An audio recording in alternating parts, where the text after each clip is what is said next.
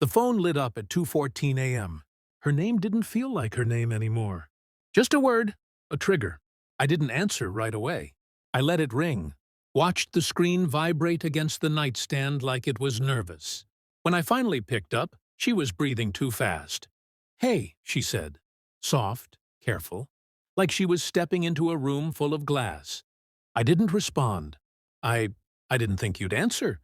That was the first lie. She always knew I would. Weeks earlier, she'd sat across from me at our kitchen table, hands wrapped around a mug she wasn't drinking from. She said she needed space, said she was overwhelmed, said the word break like it was temporary, like it didn't carry teeth. "No contact," she added, eyes locked on the wood grain. "Just for a while." I remember nodding, saying one word. "Okay." She thought that was weakness. It wasn't. Back on the call, she hesitated.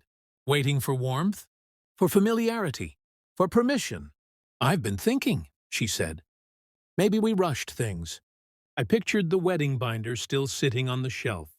Color-coded tabs, deposits, names, my name. "I called the venue," she continued. "They said there's an issue."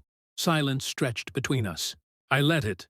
"They said everything was cancelled," she whispered. "Florist, caterer, even the photographer. They said you did it." I closed my eyes. The memory came back clean and sharp. The morning after she asked for no contact. The way the city felt quieter when I walked into each office alone. The calm in my voice as I said my name. "As I said, I'm canceling everything associated with me." On the phone, her voice cracked. "Why would you do that?" I finally spoke. "You asked for a break," I said. "I gave you one." She started crying then. Real tears this time, messy, uncontrolled. "I didn't think you'd just disappear." Disappear! I thought about the nights she'd come home late, the new passcode on her phone, the way she flinched when I touched her back. "I didn't disappear," I said. "I paid attention." Her breathing stopped. "What do you mean?" I looked at the dark ceiling above me, at the version of myself who used to believe in promises. "We can talk," I added calmly. "But not tonight." "Please," she said.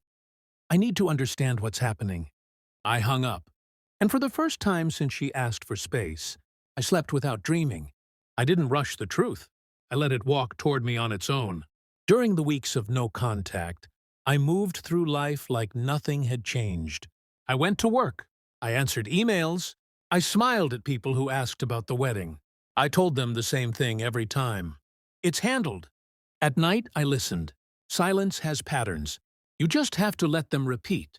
Her social media went quiet, then selective. A photo cropped too tightly, a tag removed too quickly. Stories that appeared for minutes, then vanished. I didn't confront. I archived. The phone records came first. Late calls. Same number. Always after midnight. Always short. Intimate enough to matter. Long enough to hurt. Then the receipts. A hotel near her office. Weekdays, lunch hours. Booked under a name I didn't recognize. I didn't need to follow her. People leave trails when they think they're invisible. The final confirmation came 3 days before she called me again. I was sitting in my car when the message arrived, forwarded by a mutual friend, who didn't know what it meant. A photo, her hand, someone else's shoulder, a reflection in the window. I felt nothing at first. Then clarity. When she asked to meet, I agreed. Public place, neutral ground. She looked smaller than I remembered, like she'd been shrinking under the weight of her own choices. "You've been so cold," she said, eyes glassy. "I didn't think you'd just let go." I slid my phone across the table. "I didn't let go," I said. I stepped back. She didn't touch the phone. Didn't need to. Her face collapsed in stages. Shock, fear, recognition. "How long?" she whispered. I leaned back, calm, detached. "Long enough," I said. "But that's not why I canceled the wedding." She looked up, confused. "I canceled it," I continued, "because a marriage needs two people who are present. You left before you asked for space." Tears came fast now. Apologies followed. Excuses. The word mistake said too many times to mean anything. I listened. I always listened. When she finished, I stood. "The break you wanted?" I said. "This is it." She reached for my hand. Missed. You planned everything, she said desperately. The future. The life. I nodded once, and I planned my exit just as carefully. I walked away without looking back. Weeks later, I heard she tried to rebook everything. Venues don't hold dates out of sympathy. People don't wait forever. Neither do consequences.